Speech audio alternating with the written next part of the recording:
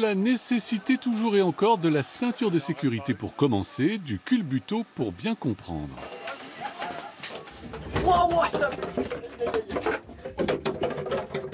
On est à 20% d'infraction de non-port de ceinture ou de fausse ceinture attachée pour que ça ne fasse pas de bruit dans la voiture. Hein.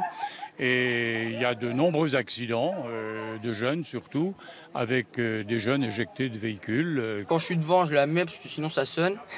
Ou derrière, des fois je la mets pas, ou des fois je la mets. Ça dépend.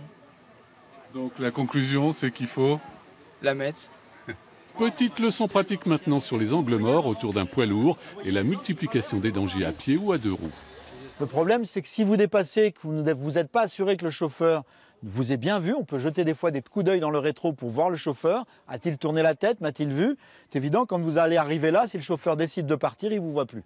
C'est vrai que les collégiens, c'est vraiment un très bon public et on le constate vraiment encore aujourd'hui. Ils sont attentifs, beaucoup plus, et ça, ce sont nos partenaires qui nous le disent. Souvent, les lycéens sont déjà plus loin dans l'apprentissage, alors que là, ils sont très attentifs et avides d'informations sur les sujets qu'on propose aujourd'hui.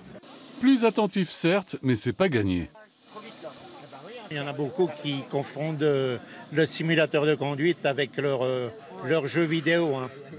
Et ils ont tendance à ne pas respecter les règles et tout ce qui compte pour eux, c'est la vitesse au détriment du code de la route. Le village sécurité routière du Vosges Rallye Grand Est est ouvert au public tout le week-end.